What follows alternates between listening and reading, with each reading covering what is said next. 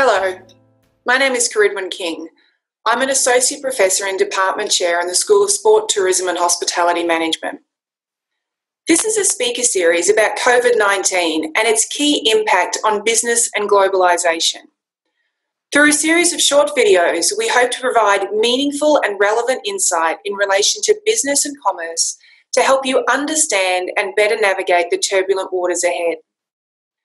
This series is sponsored by the Centre for International Business Education and Research at Temple University, hosted by the Fox School of Business.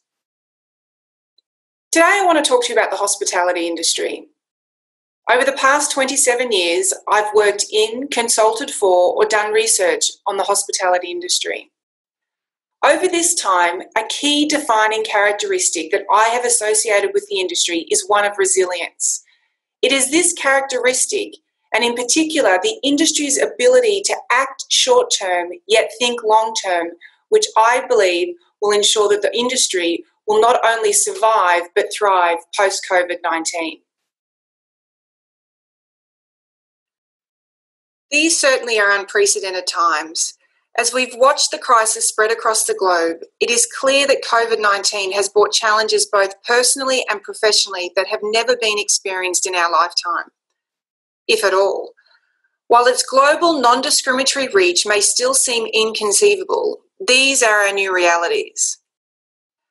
For this reason, as hospitality professionals, we must now set aside or at least suspend our disbelief that this has happened and turn our attention to what it is we can control, what it is our employees and customers need from us at this time, and reimagine our future post-COVID-19 so that we may once again curate amazing hospitality experiences. There will be a time in our future when hotel and restaurant experiences will be coveted, maybe even more so than before. There can be no denying as consumers our attitudes though and our behaviours towards social connections, of which the hospitality industry plays a major role, will be changed. While these changes may be temporary or sustained, deep-seated or superficial, now is the time for the hospitality industry to lean into this uncertainty so that they have the best chance of enjoying the spoils of a post-COVID-19 recovery. Despite the complete blindside of current events, there seems to be a general consensus, if not wishful thinking, that tourism and hospitality will rebound, and some say this rebound will not be slow. Maybe herein lies the wishful thinking. When that will exactly be is unknown and out of the control of the industry's hands, but what we do have control over is how we respond. Some hospitality businesses are already applying the lessons learned from previous downturns, while travel restrictions, forced closures, and the new norm of social distancing may be different instigators from previous crises, such as natural disasters, terrorism attacks, or economic collapses. The hospitality industry has always bore the brunt of these disruptions due to its discretionary nature. The silver lining here, though, is that this means as an industry, we have an opportunity to apply the lessons learned from previous economic challenges. This should not only provide some level of confidence and control to various stakeholders in times of navigating uncharted waters, but it should allow us the bandwidth to challenge the status quo of what a recovery looks like in an era of a global health crisis that cuts to the core of a hospitality experience, that being human connection. Notwithstanding the hospitality industry's experience in dealing with these downturns, it's not uncommon for there to be significant operator casualties, particularly small businesses, that don't survive such events, irrespective of the stimulus packages provided. This is because, compared to other sectors that may be equally affected, the margins in hospitality don't naturally afford buffers to sustain long-term impacts. While the industry as a whole recovers each time, much to consumer delight, the landscape is often changed forever as new operators replace those who are unable to survive. This pattern will no doubt unfortunately be repeated as a result of this event, but the severity is unknown given that softer demand that manifests from other crises perhaps pales into insignificance when compared to a health pandemic that levels the playing field through forced shutdowns and significant curtailing of consumer behaviour.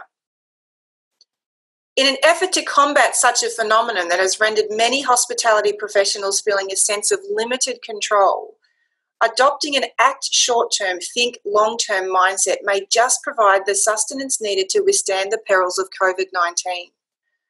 There are countless stories and examples of how hospitality operators are responding to this crisis, and overwhelmingly, those that plan on being around for the recovery exhibit such a mindset in abundance, particularly with regard to decision-making as it relates to the financial, people, and market relevance aspects of their business.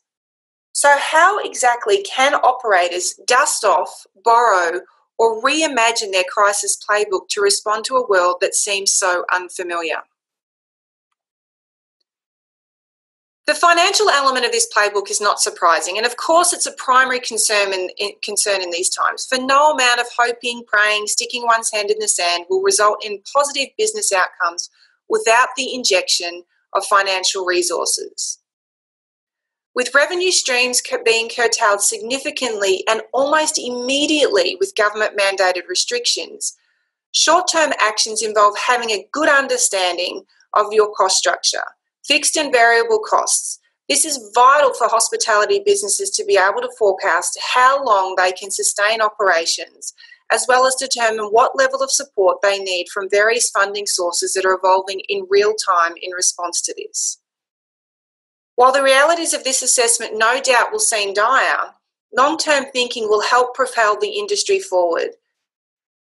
With normal revenue sources evaporating overnight, hospitality enterprises need to be open to exploring new revenue streams.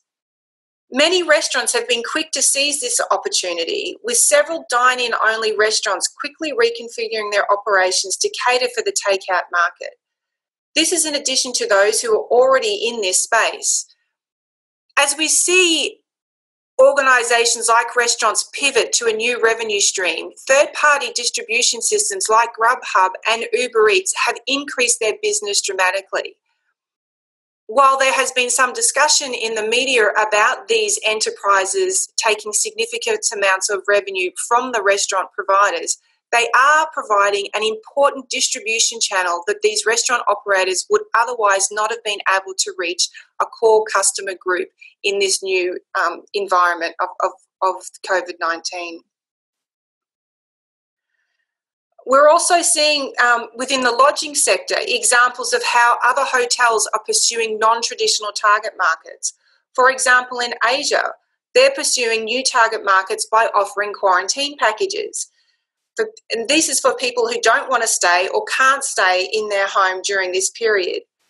Others are supporting the health efforts in their respective countries, such as acting as hospitals and mandatory quarantine accommodations. Within the US alone, some 15,000 hotels have offered their services to coronavirus emergency services. While these initiatives do not generate revenue levels commensurate with the pre-coronavirus levels, they do provide some revenue and are a great example of reading and responding to the market. Further, and maybe just as important, if not more, they are providing the business with a sense of purpose. If done well, they may in fact be a permanent revenue source even after restrictions are lifted, thus personifying an act short-term, think long-term mindset. An area of financial management that is particularly relevant in the lodging sector of the hospitality industry with respect to acting short-term, thinking long-term pertains to rate strategy and distribution channel relationships. Past crises have shown that hotels that choose to heavily discount their rate through the recovery phase to stimulate demand take a longer time to return to pre-crisis level rates when compared to those who select a more moderate discounted rate strategy.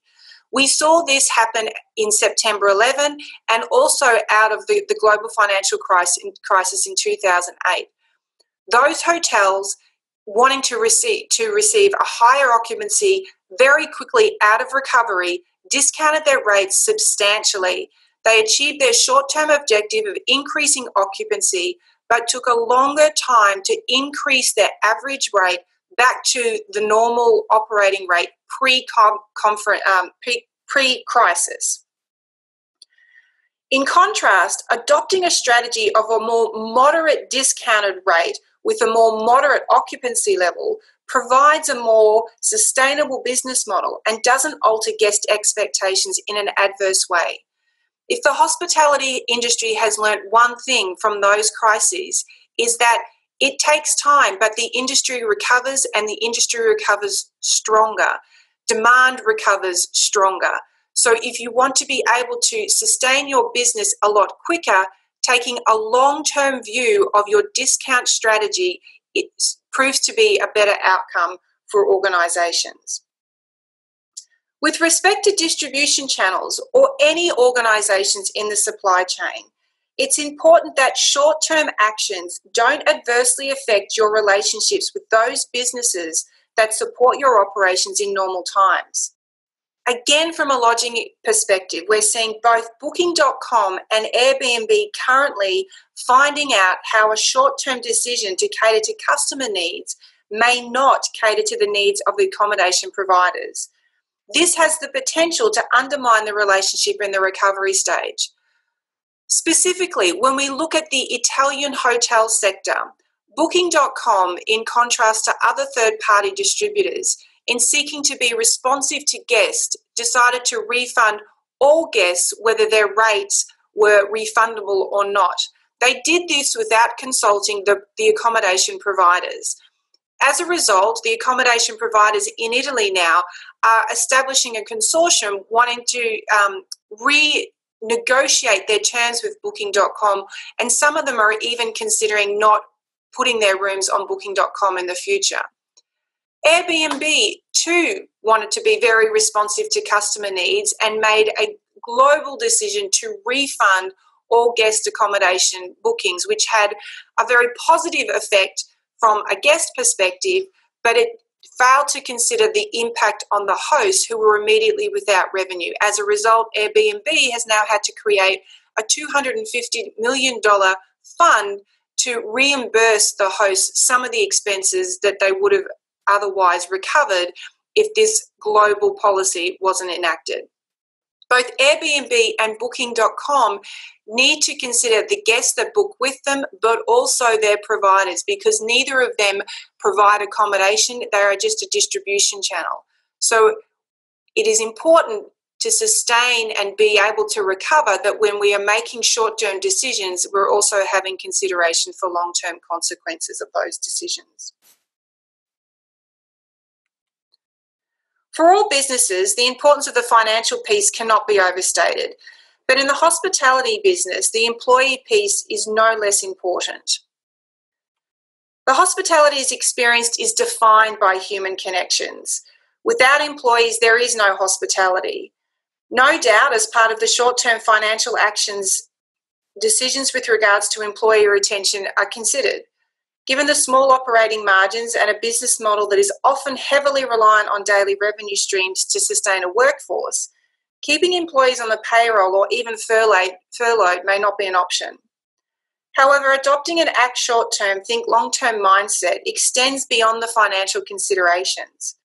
With a focus on being able to respond when demand rebounds, hospitality businesses need to stay engaged and connected to their workforce so they will be able to return to the business when demand returns. Whether it's through helping them navigate how to apply for benefits, spearheading initiatives to help raise funds to support them, or making connections to other industries that are in need of employees at these times. For example, Hilton Hotels is trying to connect their employees with organisations like Walmart and Amazon. Care for the hospitality workforce should be a priority for management. Not only because this is the right thing to do from a humanitarian perspective, but just like financial resources, human resources are vital to the recovery of the hospitality industry. Employees also may be a great source of new revenue generating ideas or solving challenges within a business in a role that they otherwise would not normally play. There's no denying that balancing the human needs with the financial needs in the hospitality industry is challenging at the best of times, given tight margins. But adopting an act short-term, think long-term perspective may just prevent unintentional PR fallout in the short term. as two major restaurant groups in Philadelphia recently discovered. Both the Star Restaurant Group and Cook and Solo received significant public backlash when they were unable to, when they felt that they were unable to financially pay their employees that were laid off the benefits that they were required to pay. Not only did they overturn that decision as a result of public backlash, but they failed to consider of how that they were going to get that 400 employee workforce back into their organisations when they didn't show care for them at the initial outset.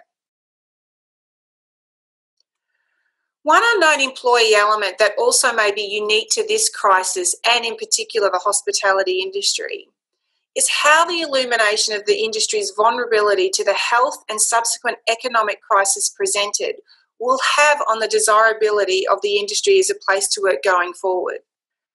While actions such as Hilton in helping their employees get jobs elsewhere are a tremendous benefit in the short term, what actions will Hilton take, for example, in the long term to win those employees back? In recent times, the hospitality industry has been competing for talent outside of the industry as other service sectors grow to appreciate the benefits of a service orientation that hospitality professionals embody. This competition for talent has been enabled because the industry has notoriously had a reputation for being labour intensive with minimal benefits and low pay that is susceptible to economic downturns. Now it appears it is also susceptible to health pandemics. In search for a more stable career or income, the certainty with which the talented hospitality workforce, as opposed to people just looking for a job, will return to the industry post-COVID-19 is unknown, and this could exacerbate the competition for talent even more. Such a proposition only further underscores the importance of adopting an act short-term, think long-term mindset in relation to employees. The final element that requires attention is maintaining market relevance. Some of the initiatives that have emerged from this crisis, such as restaurant takeout, are excellent examples of maintaining relevance in the marketplace. Further, given the sweeping economic constraints imposed, reducing marketing expenses such as advertising is not only important for financial stability of the business, but it also acknowledges that with the exception of these new initiatives, no one is buying what the hospitality normally sells. With that said, staying relevant and top of mind is a necessity for hospitality businesses to recover quickly. So changing the message, using social media, presenting authentic content is an important short-term action that allows hospitality businesses to connect with stakeholders and meet them where they are mentally at this point in time. This will also mean that in the long term, they will be more responsive and connected to the business, which is crucial for a successful recovery. The China hotel market is a great example of this, given that its advanced stage in the crisis. They provide excellent examples of how to modify their actions to maintain relevance to a market that is housebound, including streaming cooking classes, fitness classes, understanding why people look to them about escapism and facilitating those experiences through social media. Consideration also needs to be given to how this crisis will alter consumer behaviour going forward. Consumer confidence in the post-COVID-19 will no longer be confined to just economic uncertainty, but rather uncertainty as related to social distancing and the issues of non-compliance. How will restaurants or events redesign their space, for example, when being in close proximity to others is not favoured?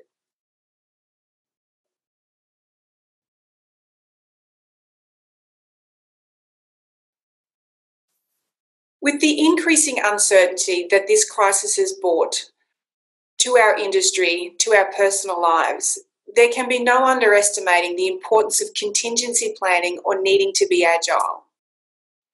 However, what this crisis has done compared to other crises is most hospitality businesses today are operating from a zero base. Because of the forced closures and the curtailing of consumer behaviour, most hospitality businesses have zero revenue, zero covers, and zero occupancy. And while that may be an overwhelming position to recover from, it does present us with new opportunities if we adopt a think short-term, act long-term mindset.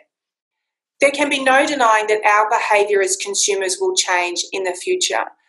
Those organisations that are thinking about that and understanding that all of their competition is currently in the same position as them will enable them to perhaps rewrite their playbook and re-author the future of the industry for them moving forward. In September 11, online travel agents were exactly in this space. They were able to take advantage of a situation that fundamentally changed how consumers booked accommodation moving forward. The global financial crisis saw Airbnb born, where it fundamentally changed how we also saw options for accommodations moving forward. So I encourage the hospitality providers to look at the changes in consumer behaviour that this crisis has presented to them. Act short-term to sustain the business, but think long-term. How can we change our playbook? How can we rewrite our future to ensure that we are less susceptible to external forces moving forward, but we're also positioning ourselves to take advantage of the changes that this crisis is presenting to our guests, our consumer behaviour, and the sustainability of the industry.